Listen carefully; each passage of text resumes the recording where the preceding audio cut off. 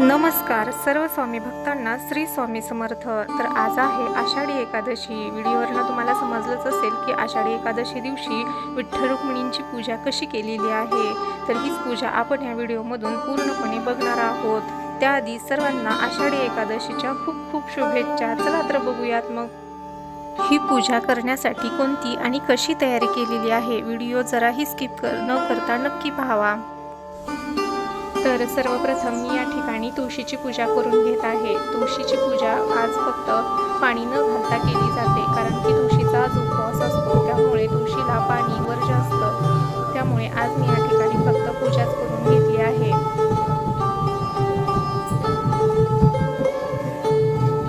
तुळशी पूजेबरोबरच तुळशीच्या समोर रांगोळी काढून घेतलेली आहे। तसेच अंगणात देखील सडा आणि सुरेख अशी रांगोळी काढून ती हळदी कुंकाने सजवली आहे। त्याचबरोबर लक्ष्मीचे पाऊल असो किंवा गोपद्म तसेच स्वस्तिक ह्या सर्व रांगोळीने अंगणामध्ये सजवून घेतलेलं आहे। खूप सुरेख असं अंगणामध्ये वातावरण झालेलं होतं। सकाळ सकाळचं वातावरण तर खूपच शुभ असतं आणि त्यात आज एकादशी। तर ही रांगोळी काढून झाल्यानंतर मी लगेच या ठिकाणी उंबऱ्याची हळदीने पूजा करून घेतलेली आहे। उंबऱ्याच्या मधोमध कुंकाने स्वस्तिक काढून त्या स्वस्तिकाची पंचोपचार पूजा करून घेतली आहे। जर रोज या पद्धतीने उंबऱ्याची पूजा केली तर घरामध्ये सकारात्मक वातावरण निर्माण होऊन शुभ संकेत प्राप्त होतात। उंबऱ्याची पूजा करून झाल्यावरती उंबऱ्यावरती उंबरा असा फुलाने खूप छान असा सजवून घेऊन त्याला धूप आणि दीप ओवाळून घ्यायचा आहे। आता त्याचबरोबर माझी घरातली देखील पूजा मी उरकून घेतलेली आहे, कारण की नंतर विठ्ठल रुक्मिणीची पूजा करायची होती। त्यामुळे आता मी ह्या ठिकाणी विठ्ठल रुक्मिणींच्या पूजेसाठी सगळं सजवून घेत आहे। त्याआधी मी चौरंग आणि पाट मांडून घेतलेला आहे।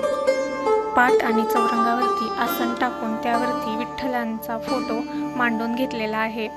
त्यानंतर मी असं साईडला सजावटीसाठी तोरण लावून घेतलेले आहेत। तोरण लावून झाल्यानंतर छान अशी रांगोळी काढून घेतलेली आहे।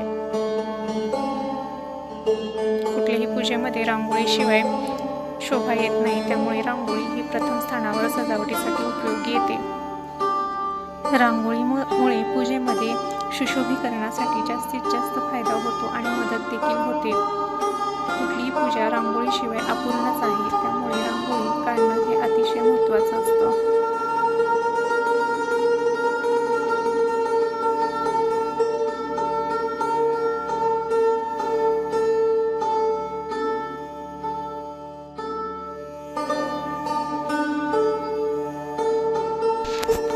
या ठिकाणी मी रांगोळीने छोटे छोटे फुलं काढून परत एकदा छान असं सुंदर असं सजवून घेतलेलं आहे।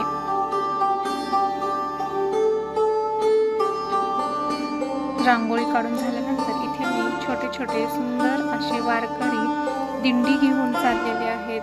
ह्या पद्धतीने ह्या ठिकाणी मी खूप सुशोभीकरण करून सजवलेलं आहे, तुम्ही बघू शकताय। त्यानंतर मी या ठिकाणी समया लावून घेत आहे। त्याआधी समया सजवून घेतल्या आहेत।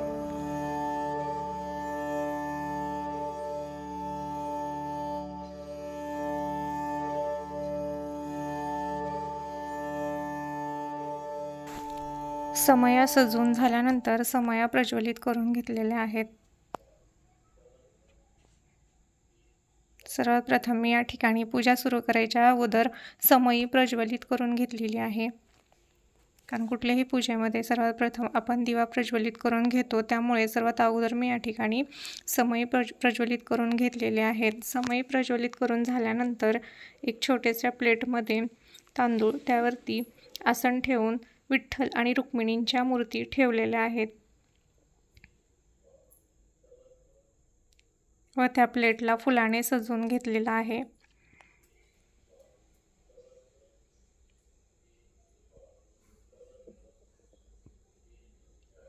ह्या ठिकाणी मी तुपाचं निरंजन, तांब्या पाण्याने भरलेला अभिषेकासाठी ताट आणि पूजेसाठी लागणारं जे काही साहित्य आहे ते मी ह्या ठिकाणी घेतलेलं आहे। त्यामध्ये मी दूध, दही, मध, साखर, हळदी, कुंकू, अष्टगंध, तुळशीपत्र आणि पंचारती असं सर्व साहित्य घेतलेलं आहे। आणि त्यानंतर घेतलेले आहेत फुलं आणि अगरबत्ती।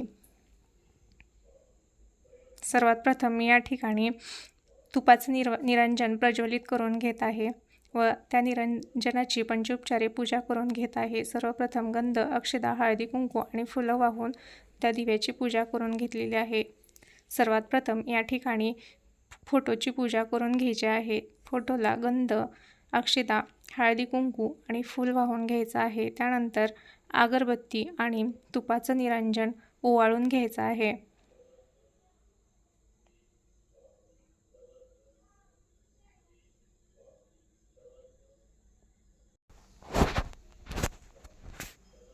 आता या ठिकाणी सर्वात प्रथम मूळ पूजेला म्हणजेच विठ्ठल रुक्मिणीच्या मूर्तीला अभिषेक घालायचा आहे। त्यासाठी दोन्ही मूर्त्या अक्षता टाकून आवाहन करून अभिषेकासाठी ताटामध्ये घ्यायच्या आहेत व त्यांना बसण्यासाठी तुळशी पत्राचं आसन द्यायचं आहे।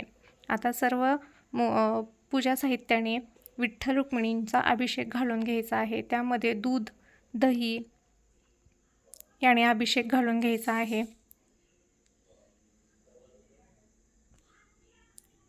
त्यानंतर तूप आणि मध आणि शर्करा स्नान घालून घेऊन शुद्ध पाण्याने स्नान घालून अभिषेक घालून घ्यायचा आहे।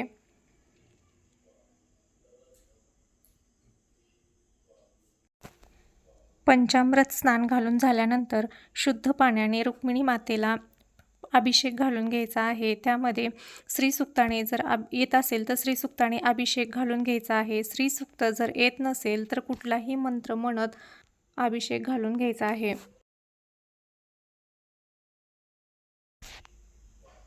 अभिषेक घालून झाल्यानंतर मूर्ती हातामध्ये घेऊन ती स्वच्छ कपड्याने पुसून घ्यायची आहे व ज्या ठिकाणाहून आपण घेतली होती त्याच ठिकाणी ती सुप्रतिष्ठित म्हणून ठेवून द्यायची आहे।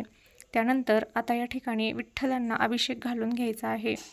विठ्ठलांना देखील त्याच प्रकारे अभिषेक घालायचा आहे। प्रथम दही, दूध, तूप, मध, साखर ह्या पंचामृताने स्नान घालून घेऊन शुद्ध पाण्याने स्नान घालायचं आहे।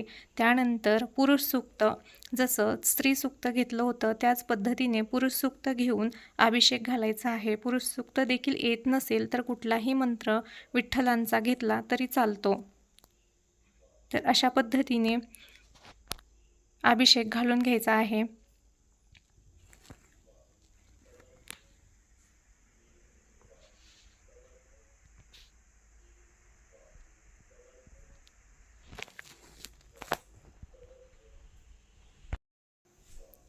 विठ्ठल मूर्तीला अभिषेक घालून झाल्यानंतर विठ्ठल मूर्ती व्यवस्थित स्वच्छ कपड्याने पुसून घ्यायची आहे व ती जागेवर आहे त्या ठिकाणी ठेवून द्यायची। दोन्ही मूर्तींना अभिषेक घालून झालेला आहे। अभिषेकानंतर खूप सुंदर अशा दोन्ही पण मूर्त्या आणि पूजा देखील दिसत आहे। आता या ठिकाणी मूर्त्यांना हार घालून घेऊन त्या मूर्त्यांची पंचोपचारे पूजा करून घ्यायची आहे। सर्वप्रथम या ठिकाणी विठ्ठल रुक्मिणींच्या मूर्तीला गंध, अक्षता त्याचप्रमाणे हळदी आणि कुंकू वाहून घ्यायचा आहे। हळदी आणि कुंकू वाहून झाल्यानंतर फुलं वाहून घ्यायची आहेत।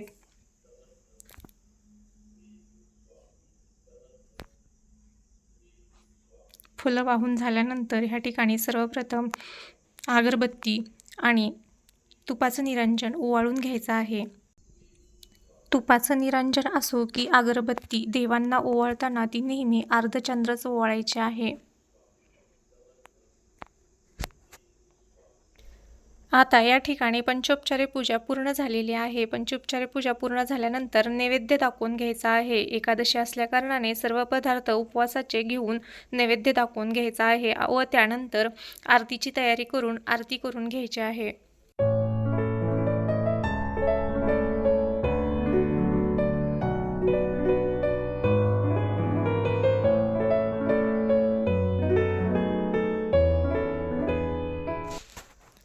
नैवेद्य ताटात मांडून झाल्यानंतर व्हिडिओत दाखवल्याप्रमाणे नैवेद्य देवांसमोर ह्या पद्धतीने मांडून घ्यायचा आहे।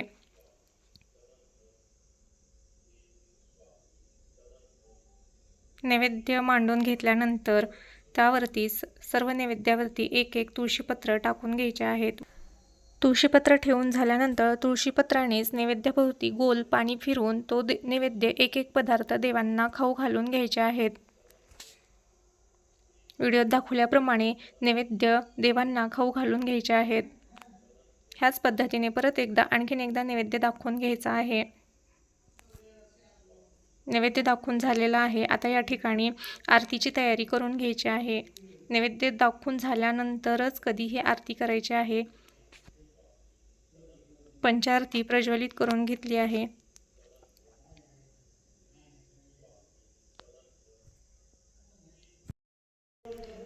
मी या ठिकाणी पंचारती प्रज्वलित करून घेतलेली आहे। आता या ठिकाणी मी आरती करून घेत आहे। विठ्ठल रुक्मिणींची आरती करून झाल्यानंतर मंत्रपुष्पांजली वाहून घेऊन सर्वांनी विठ्ठल रुक्मिणींना मनपूर्वक नमस्कार करायचा आहे।